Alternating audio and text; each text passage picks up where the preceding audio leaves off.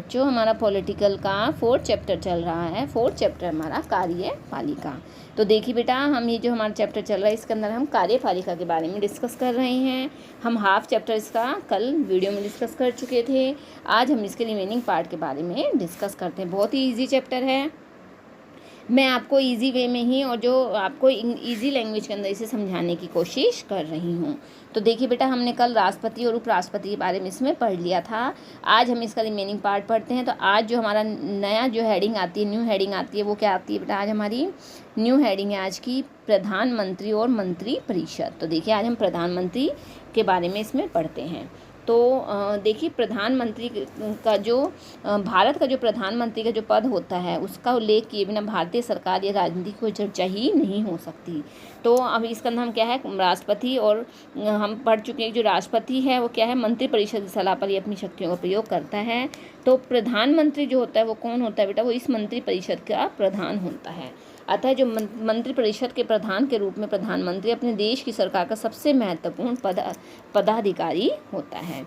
संसदीय शासन में ये जरूरी होता है कि जो प्रधानमंत्री है उसको लोकसभा में बहुमत प्राप्त हो। लोकसभा के अंदर क्या है बेटा? प्रधानमंत्री को बहुमत प्राप्त होना बहुत ज़रूरी होता है। बहुमत का समर्थन भी प्रधानमंत्री को शक्तिशाली बनाता है। जैसे ही प्रधानमंत्री बहुमत खो देता है तो क्या है, अपने पद को भी खो देता है। अगर लोकसभा के अंदर उसको क्या है, बहुमत नहीं मिलता है तो क्या है, प्रधानमंत्री को अपनी कुर्सी खोनी पड़ सकती है। आगे, संसदीय शासन में व्यवस्था जरूरी है। स्वतंत्रता के बाद कई वर्षों तक कांग्रेस पार्टी का जो लोकसभा में बहुमत बना रहा और उसी का नेता जो होता था वो कौन होता था? प्रधानमंत्री बनता रहा। 1989 के बाद क्या हुआ, जब लोकसभा में किसी भी दल को बहुमत नहीं मिला तो अनेक राजनीतिक दलों को तालमेल कर गठबंधन की सरकार बनानी पड़ी और जिससे लोकसभा में बहुमत प्राप्त हो। इस स्थिति में जो नेता सहयोगी दल को अधिकतर स्वीकृत होता है वही क्या होता है? देश का प्रधानमंत्री बनता है। ओके, इस प्रकार से जिस नेता को लोकसभा में बहुमत का समर्थन प्राप्त होता है, राष्ट्रपति उसे ही प्रधानमंत्री नियुक्त कर देता है। प्रधानमंत्री की नियुक्ति हमने लास्ट वीडियो में पढ़ी थी बेटा, कौन करता है? राष्ट्रपति के द्वारा प्रधानमंत्री की नियुक्ति की जाती है। अब जो प्रधानमंत्री होता है वो ही यह निर्णय लेता है कि उसके मंत्रिपरिषद में कौन कौन से मंत्री होंगे।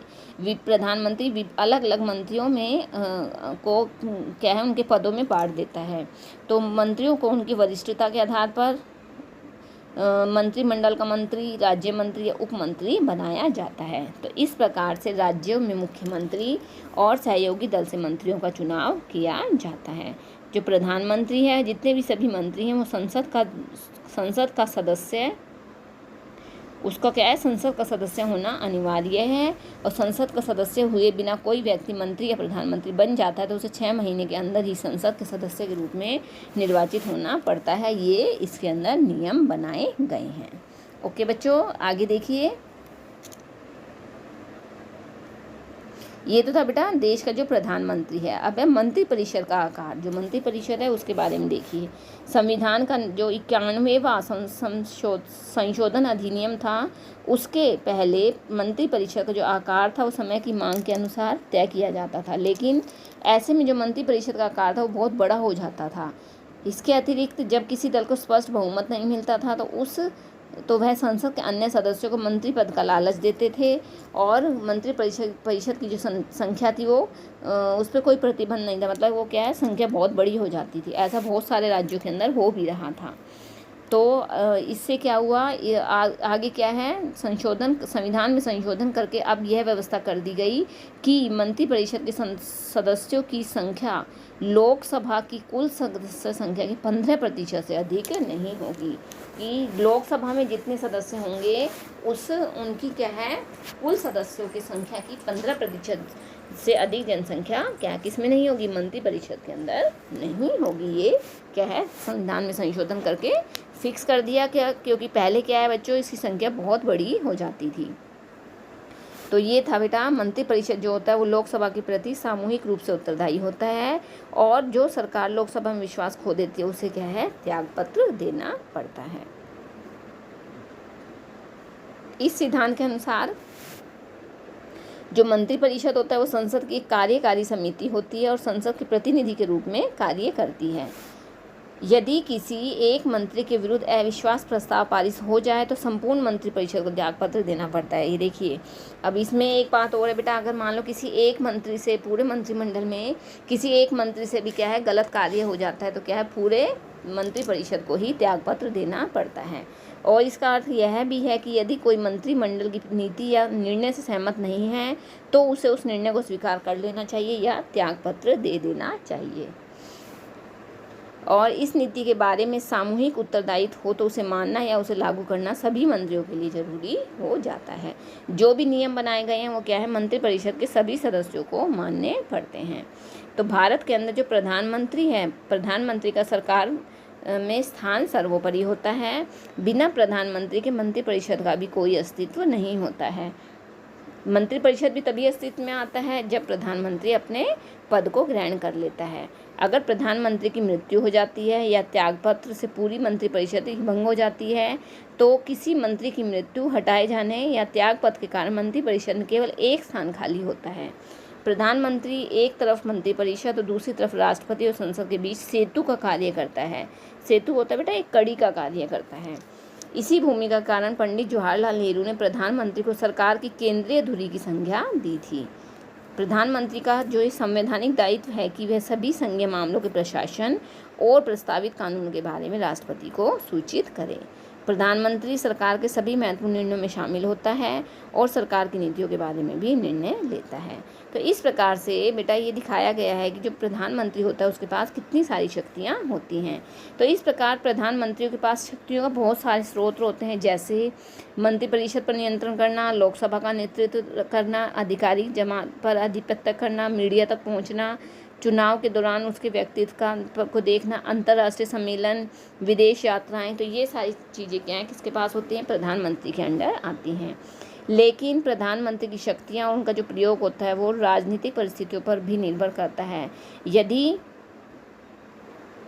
किसी एक राजनीतिक दल को लोकसभा में बहुमत मिला तो प्रधानमंत्री मंत्रिमंडल की जो शक्तियाँ होती हैं वो निर्विवाद रहती, मतलब उसमें कोई विवाद नहीं होता। लेकिन अगर राजनीतिक दलों के गठबंधन की सरकारें बनती है तो ऐसा नहीं होता है। समझ में आया बेटा कि यदि अगर राजनीतिक दल को लोकसभा में पूर्ण बहुमत मिलता है तो क्या है उन्हें कोई दिक्कत नहीं होती प्रधानमंत्री को। लेकिन अगर राजनीतिक दल के अंदर क्या है गठबंधन की सरकार बनती है, मतलब बहुमत नहीं मिलता है, तो क्या है ऐसा नहीं होता है। तो 1989 में भी क्या हुआ था, गठबंधन की सरकार बनी थी। तो उस समय क्या हुआ था, बहुमत पूर्ण न होने के कारण जो उस समय के जो मंत्री थे उन्हें त्यागपत्र दे दिया गया और उन्हें हटा दिया गया था।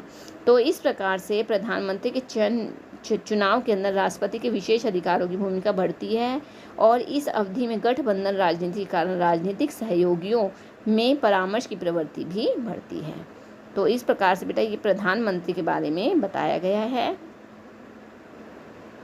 कि प्रधानमंत्री के पास क्या क्या कार्य होते हैं, किन किन कार्यों को वो पूरा करता है। तो ये प्रधानमंत्री के बारे में राष्ट्रपति जो आगे क्या बताया गया बेटा, कुछ एक बदलावों के साथ राज्यों में भी ठीक इसी तरह की लोकतांत्रिक कार्यपालिका होती है। इनमें मुख्य अंतर क्या होता है, राज्य में एक राज्यपाल होता है जो केंद्र की सलाह पर और राष्ट्रपति के द्वारा नियुक्त किया जाता है। राज्य के अंदर क्या होता है बेटा, राज्यपाल होता है और राज्यपाल के पास ज़्यादा विवेकाधीन शक्तियाँ होती हैं। राज्य का जो राज्यपाल होता है उसके पास बहुत सारी शक्तियाँ होती हैं और राज्य के स्तर पर संसदनात्मक व्यवस्था के मुख्य सिद्धांत भी लागू किए जाते हैं।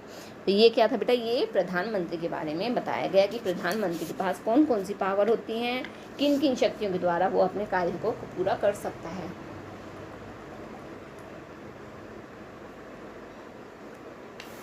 कौन कौन सी शक्तियों को प्रयोग करके वो अपने देश को चला सकता है। आगे आता है बेटा स्थायी कार्यपालिका या जिसे नौकरशाही भी कहा जाता है। तो देखिए शासन के कार्यकारी अंग में प्रधानमंत्री, मंत्रीगण और नौकरशाही या प्रशासनिक मशीनरी का एक विशाल संगठन भी शामिल होता है। मतलब ये सारे मिलकर क्या है बेटा, एक ग्रुप होता है इनका पूरा, सभी मिलकर कार्य करते हैं और इस ढांचे और सैन्य सेवाओं में अंतर करने के लिए इसे नागरिक सेवा कहा जाता है। सरकार के स्थायी जो कर्मचारी होते हैं वो कर्मचारी के रूप में कार्य करने वाले शिक्षित और प्रवीण मतलब निपुण जो अधिकारी होते हैं वो उसके मंत्रियों में सहयोग करते हैं। लोकतंत्र में निर्वाचित प्रतिनिधि और मंत्रीगण सरकार के आभारी होते हैं। भारत में क्या है बेटा, एक दक्ष प्रशासनिक मशीनरी है, लेकिन यह जो मशीनरी वो राजनीतिक रूप से उत्तरदायी है। नौकरशाही से यह अपेक्षा की जाती है कि वो राजनीतिक रूप से तटस्थ हो। इसका अर्थ क्या है? इसका अर्थ है कि जो नौकरशाही नीतियां हैं वो विचार करते समय किसी राजनीतिक दृष्टिकोण का समर्थन नहीं करेंगी। प्रजातंत्र में ये संभव है कि कोई पार्टी चुनाव में हार जाए और नई सरकार पिछली सरकार की नीतियों की जगह नई नीतियां अपनाना चाहें, तो ऐसी स्थिति में क्या होता है, जो प्रशासनिक मशीनरी की जो जिम्मेदारी होती है वह नई सरकार को अपनी नीति बनाने और उसे लागू करने में उसे उसकी मदद करनी चाहिए। ये उसका क्या है, ये उसका कर्तव्य होता है। तो भारत के अंदर जो नौकरशाही का जो रूप है, आज भारत के अंदर जो नौकरशाही का रूप है वो कैसा है बेटा, बहुत ही जटिल है। इसके अंदर क्या क्या चीज़ें आती हैं, इसमें देखिए भारतीय सेवाएं आती हैं, अखिल भारतीय सेवाएं आती हैं इसके अंदर। इसमें अखिल भारतीय सेवाएं, प्रांतीय सेवाएं, स्थानीय सरकार के कर्मचारी, लोक उपक्रमों के तकनीकी और प्रबंधकीय अधिकारी इसके अंदर शामिल होते हैं। ये सारे मिलकर क्या है, एक रूप को, एक कार्य को पूरा कंप्लीट रूप देते हैं। तो इस प्रकार से हमारे संविधान के जो निर्माता हैं गैर राजनीतिक और व्यावसायिक रूप से दक्ष प्रशासनिक मशीनरी के महत्व को जानते हैं और ये सभी मिलकर क्या है, अपने कार्य को पूरा करते हैं। लोक सेवा आयोग के सदस्य को एक निश्चित कार्यकाल के नियुक्त किया जाता है। उनको सर्वोच्च न्यायालय के न्यायाधीश की जांच के आधार पर निलंबित किया जाता है, उन्हें हटाया जा सकता है। इसके अलावा जो पिछड़ा वर्ग है उसके साथ साथ समाज के सभी वर्गों को सरकारी नौकरशाही का हिस्सा बनाना, और इसका एक उद्देश्य और क्या था कि जो आदिवासी ग्रुप है उनको आरक्षण देना, महिलाओं और अन्य पिछड़ी जातियों का आरक्षण देना, ये सारी चीज़ें क्या हैं, और सामाजिक असमानता सिविल सेवाओं में भर्ती के मार्ग में रोड़ा नहीं बनेंगी, मतलब उनमें कोई किसी प्रकार की रुकावट नहीं आएगी। प्रशासनिक सेवा जैसे आईएएस या भारतीय पुलिस सेवा आईपीएस के लिए उम्मीदवारों को जो चयन होता है वो संघ लोक सेवा आयोग के द्वारा किया जाता है। ओके बच्चों, आगे देखिए बेटा, सिविल सेवाओं का जो वर्गीकरण है वो क्या है। फर्स्ट है अखिल भारतीय सेवाएं, सेकेंड है केंद्रीय सेवाएं, थर्ड है प्रांतीय सेवाएं। ये 3 प्रकार की सिविल सेवाएं आती हैं। तो एक जिले का जो जिला अधिकारी होता है जिसे कलेक्टर कहा जाता है, उस जिले में सरकार का सबसे महत्वपूर्ण अधिकारी होता है। जो जिले का कलेक्टर होता है वो क्या है, सरकार के जितने भी सरकार के जो है उसके जिले में जो सरकार है उसका सबसे महत्वपूर्ण अधिकारी कौन होता है, कलेक्टर होता है। और इसी प्रकार से आईएएस या आईपीएस का जो अधिकारी होता है वो किसी राज्य के संबंध कर दिया जाता है जहां वह राज्य सरकार की देखरेख में कार्य करता है। लेकिन आईएएस और आईपीएस जो अधिकारी होते हैं वो केंद्र सरकार द्वारा नियुक्त किए जाते हैं और केंद्र सरकार की सेवा में ही वापस जा सकते हैं। तो ये क्या है, आईएएस और आईपीएस से रिलेटेड जो पॉइंट था वो इसके अंदर बताया गया है। और जो संघ लोक सेवा आयोग होता है, संघ लोक सेवा आयोग द्वारा नियुक्त आईएएस और आईपीएस अधिकारियों के अतिरिक्त राज्य के प्रशासन में भी क्या है, राज्य लोक सेवा आयोग द्वारा अधिकारियों का नियुक्ति की जा सकती है। तो आगे है बेटा नौकरशाही। नौकरशाही में देखिए क्या होता है, नौकरशाही वह माध्यम होता है जिसके द्वारा सरकार की लोक हितकारी नीतियाँ जनता तक पहुंचाई जाती हैं। नौकरशाही इतनी शक्तिशाली होती है कि आम आदमी सरकारी अधिकारी तक पहुंचने से डरता है और लोगों का अनुभव है आम अनुभव की नौकरशाही सामान्य नागरिकों की मांग और आशाओं के प्रति संवेदनशील नहीं होती है। तो इस प्रकार से नौकरशाही का उत्तरदायित्व सुनिश्चित करने के लिए पर्याप्त प्रावधान नहीं होते हैं, लेकिन यह आशा की जाती है कि जो सूचना का अधिकार जैसे जो कार्य हैं वो नौकरशाही को और अधिक उत्तरदायी और संवेदनशील बना सकते हैं। तो इस प्रकार से बेटा ये चैप्टर कंप्लीट हो गया है। इसके निष्कर्ष के रूप में यही बताया गया है कि जो आधुनिक कार्यपालिका है वो सरकार की अत्यंत शक्तिशाली संस्था है। सभी प्रकार की सरकार में सरकार के अन्य अंगों की अपेक्षा कार्यपालिका ज़्यादा शक्तिशाली होती है। कार्यपालिका पालिका पर लोकतांत्रिक नियंत्रण की आवश्यकता बढ़ जाती है। हमारे संविधान निर्माताओं की दूरदृष्टि थी, जिन्होंने कार्यपालिका को विधायिका के नियमित नियंत्रण और देखरेख में रखा। इस प्रकार से एक संसदीय कार्यपालिका का चयन किया गया और समय समय पर होने वाले चुनावों के द्वारा संवैधानिक अंकुशों और लोकतांत्रिक राजनीति में सुनिश्चित किया गया कि भारत में कार्यपालिका अनुत्तरदायी नहीं होगी। कार्यपालिका बहुत ही उत्तरदायी होती है और उसके पास जो पावर होती है, शक्तियाँ होती हैं, उसको वो सही तरीके से उपयोग करके अपने देश के शासन को चलाती है। तो इसमें बेटा कोई खास नहीं है इसके अंदर, ये आपको सिर्फ रीडिंग करनी है, एक बार वीडियो को देखना है और रीडिंग करनी है आपको। सिंपल रीडिंग करने से आपको ये सारा चैप्टर अच्छे से समझ में आ जाएगा। आई होप बच्चों आपको समझ में आया होगा। फिर भी बेटा अगर आपको कोई डाउट लगता है तो आप मुझसे डिस्कस करोगे। ओके, थैंक यू बच्चों, हैव अ नाइस डे।